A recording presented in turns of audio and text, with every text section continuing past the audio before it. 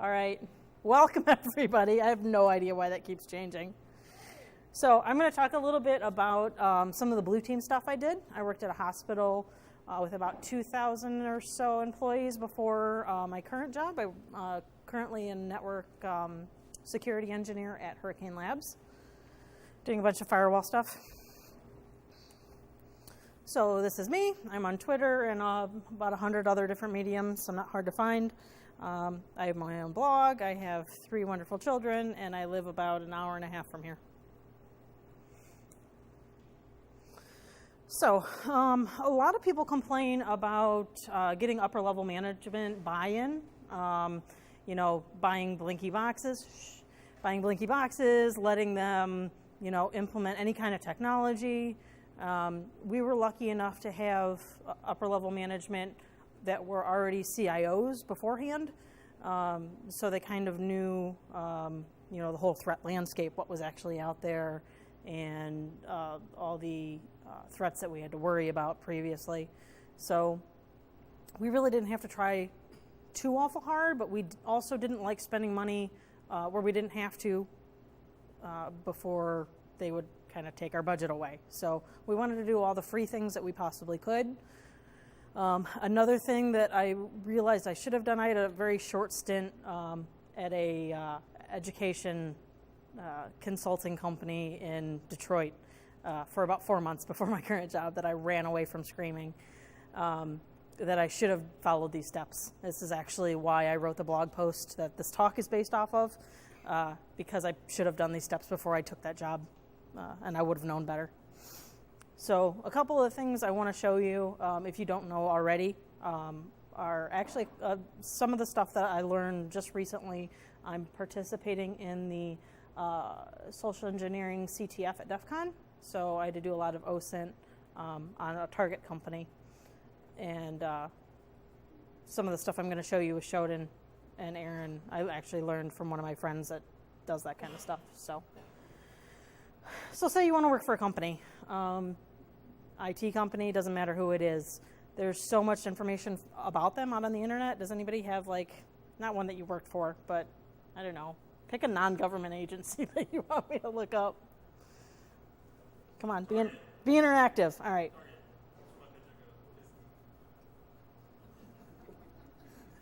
What did you say? OEC. OEC. Yeah.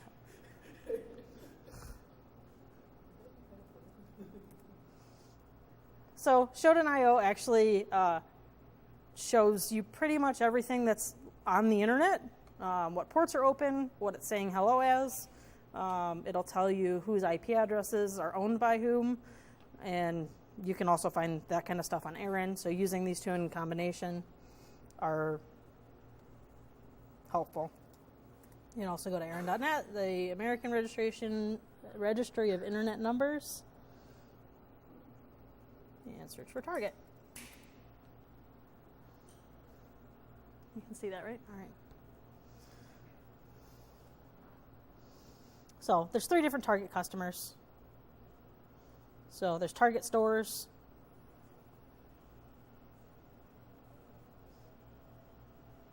You can see where they're based out of. You can also see their related networks. So they have an entire /16 dedicated to them. And we can actually take this range in Sheldon and see what they have out on the internet, if it works. Sometimes Sheldon doesn't work. It's not the most reliable. Come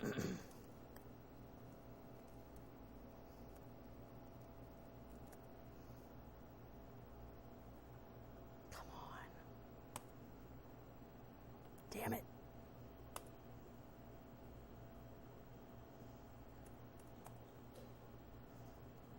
All right, it's not being very helpful.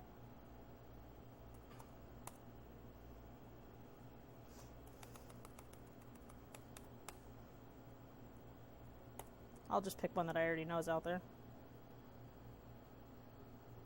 There we go. So this is one that I was looking into the other day. It'll actually tell you all of their IP address ranges. Maybe Frontier doesn't have anything on the internet, but I doubt it unless they got somebody new. I haven't looked at any of their stuff recently, but so you can actually see, this is a web server. This is something that actually has an SSH key out there, another web server, and it'll actually break it down into different things.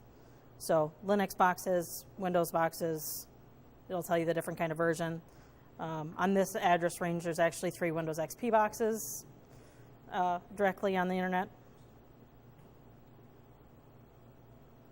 So we'll close those out. So the point being, if I would have done that beforehand, I would have realized that the company that I went to work for had 2 /17s and a /18 that were all routable to the inside of their domain, their data center. They didn't have any security personnel working there yet. I should have probably asked more pointed questions when I was in on the interview.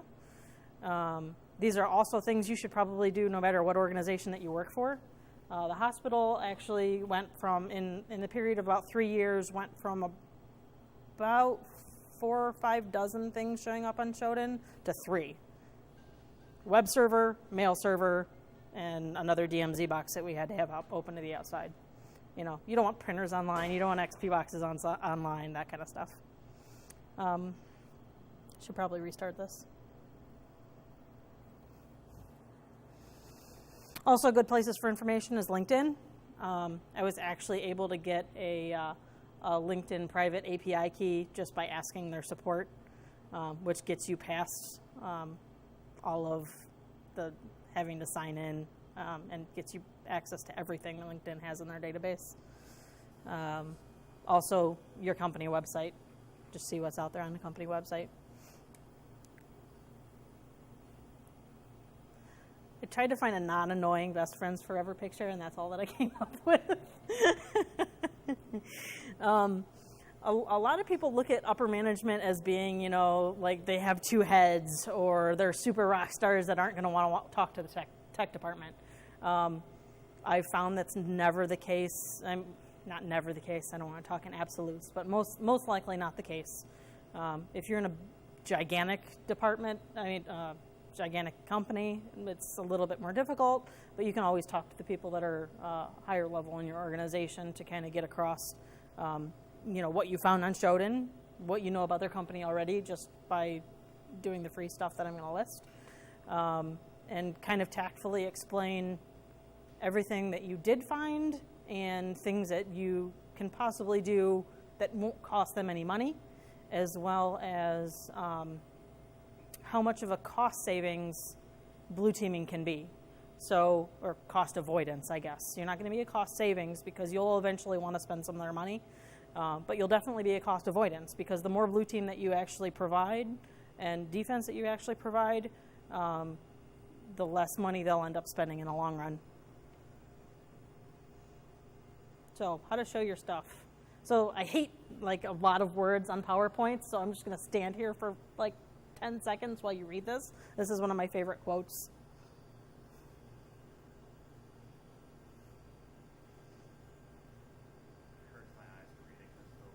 Does it? Ah, crap. I'll read it for you. Thanks. I didn't know it was doing that. Many attacks on internet and network systems have no particular target. The attacker simply sends a large broadcast that uses any unprotected system as a staging point, so botnets, from which to launch an attack. Using computers without basic protections, like firewall, antivirus software, and user education, not only affects your business, but many other businesses as the virus is spread around the internet. Your system's lack of protection makes you a target. It can destroy your computer, your network, and contribute to a virus distribution that slows or halts portions of the internet. All of us who use the internet have a responsibility to help create a culture of security that will enhance consumer and business confidence. But most importantly, failing to heed best practice advice could hurt your company significantly. A lot of companies don't follow best practice advice, otherwise you wouldn't see all the breaches that you do every other week. And we're going to go over some of that. I realize a lot of the best practices are difficult to do in large environments, but it's not impossible, and it's definitely something that they need to do. So I have a bunch of slides of free and easy stuff. Trial vulnerability scanners. So Nessus, Nexus, Qualys, whatever you want to do. There's a couple free ones out there, but these have trials. Download the trial, run a scan on your network, show them what you found. If you're full of high vulnerabilities, you know it's going to be worth your money to either buy the vulnerability scanner. I mean, a lot of places do vulnerability scans once a quarter. Some people do it once a month. And right, for the free one. Yeah. But the fact that you can look up that stuff. What? Right, yeah, you can still do a small chunk of your IPs and at least give them a proof of concept. And honestly, it's not that much money. It's like $3,000 or something for an unlimited license or something like that. I can't remember. It's not a whole lot. Per year. Which is, yeah, is cheaper. Other things, if you're a Windows environment, best practice group policy objects. I was a Windows admin for a long time, and I hate group policy with a passion, but boy, can it save you a lot of headache. Disabling guest accounts, you can rename the admin account, you can do stuff with the way Windows stores your hashes. There's a million different ways that you can do group policy best practices. As few as possible domain admins. Another thing that you see is everybody in IT gets domain admin because their software needs to be installed on everything, and they can't tell you what exact permissions it needs. That's a horrible idea. People that have domain admin privileges should know exactly what it's capable of, and a lot of the times they don't. This is an awesome blog post. Fix everything on this list. It's the top 5 ways they get domain admin. So I think there's, gosh, I can't even remember what all 5 of them are because I haven't had to do Windows in a year. But that link's on the blog post too, and I can give it to you later if you need it. EMET is huge thing that you can do on all Windows boxes. And free. I know it's from Microsoft, but it's a good piece of software. Install that on all your Windows boxes, servers, desktops, whatever. We installed it on over, 2,500 end devices and had a handful of issues and you can control it with your policy. You can go in and say, I don't want EMET to run on this particular EXE, and you're fine. What's another good one? Lockdown logins over HTTP. You always want to be logging in over HTTPS. If you have HTTP available, you want to do an automatic redirect. A lot of this is common sense. Don't store plain text passwords, but a lot of people do that as well. The one place that I was at, that's what they had. They had a ticketing system, and that's where all their passwords were at. No open Wi-Fi, which is very common. Trying to think of the website.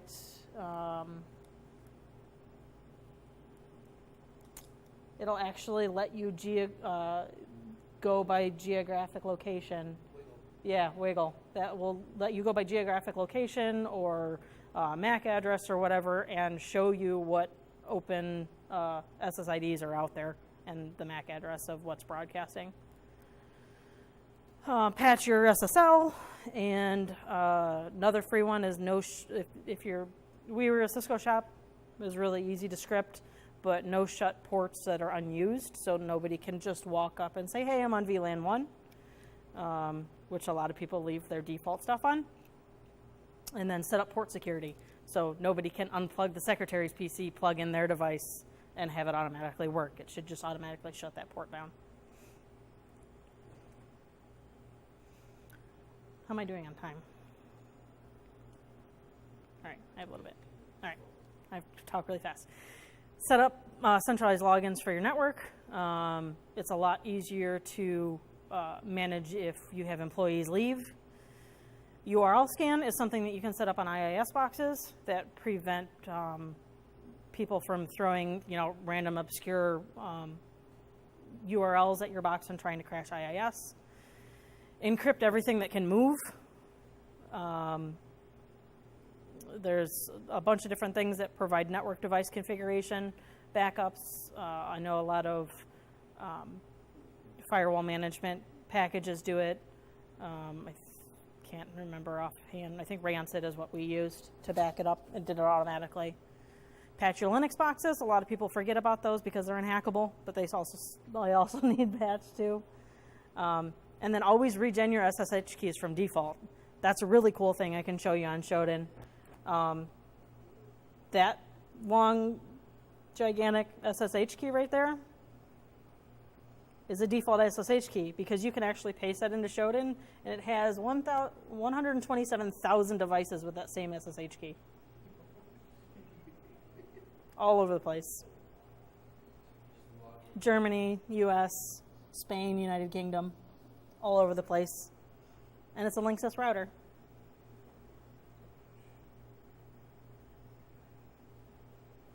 That's why I think there was some kind of secured down network box that people were trying to do a Kickstarter on. I can't remember what exactly it was. Yeah, that would actually, let your grandma have this, and it would be able to not have the Linksys vulnerability. Is that one does?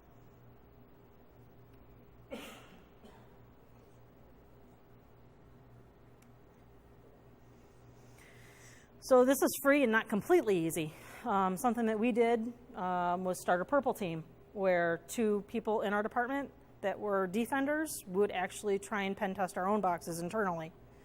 We had an inner working of the network, yeah, but that gives us a little bit of an upper hand.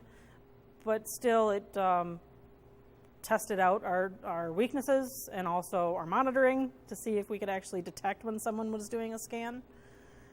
Unfortunately, the only thing that would detect that we were doing a scan were our UPS alerts. It would send 500 emails if we did a scan that was unwarranted. Different local admin passwords. There's actually scripts out there that you can run. It's not necessary, but it's nice to have every individual server have its own local admin password, because you don't want somebody to get the hash for your domain, well, not domain controller, but one of your file servers and be able to log into your SQL box. And least privileges. That's always a given, but never easy, especially if you have a bunch of different software packages. We were in healthcare, so not only did we have a whole bunch of different software packages, the people who wrote it had no idea what it needed. And this is cool. I like this. I'm going to use this in my DEF CON slide too. Oh, you can't read it either. All men must choose between 2 paths. Good is the path of honor, heroism, and nobility. Evil, well, it's just cooler. And this really goes along with the whole blue team, red team thing. Everybody wants to be a pen tester because it's cooler. But we're going to be the heroes if you're going to do the blue team stuff. Nobody thinks it's cool, but it's really, nobody thinks blue team is cool. I do. What is it? Douglas does. Yes. Did you ever heard the golf drive for show, putt for dough? No. All right. Why? Because it's not cool. It's always the stuff that's not as cool as it. Right. That's not work. So, segmentation. It's another thing that can or cannot be for you depending on your environment. But the love of God, have a DMZ behind a firewall. I'm not going to say where, but there was a web server on the internet, dual homed, with an IP address on the inside of the network, and its database server was on a domain controller.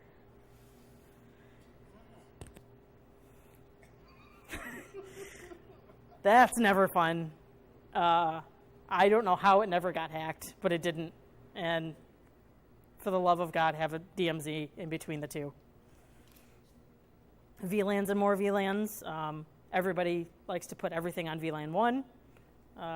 segment that stuff off. I know there's VLAN hopping and other things that you can do to get around VLANs, but it's always a good thing, especially for automated viruses and worms and stuff like that, to be able to segment that out and, hey, we only have these boxes infected, so we know exactly where it came from. And Active Directory delegation of rights sucks to do, but when you get it done right, and if you have a Windows admin that can do it, it really helps get away from giving a domain admin to everybody. So, show me the money. Here's the expensive stuff. So after you show all of that stuff that you've done for free to your upper level management, you should have some buy-in.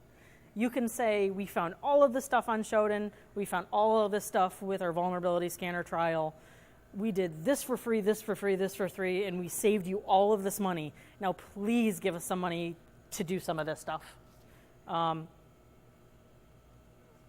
don't know, I would love to hear somebody go about it this way and not get any buy-in at all. I think with gigantic corporations, you're not going to get a buy-in no matter what you do. They'll just leave and go find another job and wait for them to get popped. But this is the more expensive stuff, but definitely something that you want to strive towards. 2FAs, two-factor authentication, if nobody knows. Professional pen tests. And getting organized. So IP address management, keeping track of that crap in an Excel spreadsheet is never fun. You shouldn't give DHCP to your servers, even if they're reservations, because that's a gigantic pain in the ass. Guestio IP is one that we use that was pretty easy to set up. Also free, but it's good to be organized. One of the first ISP jobs I worked at had they were all point-to-point wireless for, boondocks, Indiana, and Southern Ohio, people that couldn't get internet. So they actually had, electric companies spin up internet services, and then they would send these linemen out to install point-to-point wireless. And then they would have the lineman's secretary delegate all the IP addresses, and then she didn't realize how important it was to not use the same IP address more than once, which kind of messes with people's internet connections, believe it or not, when you're using static addressing. So IP address management, password saves, again, not using plain text passwords.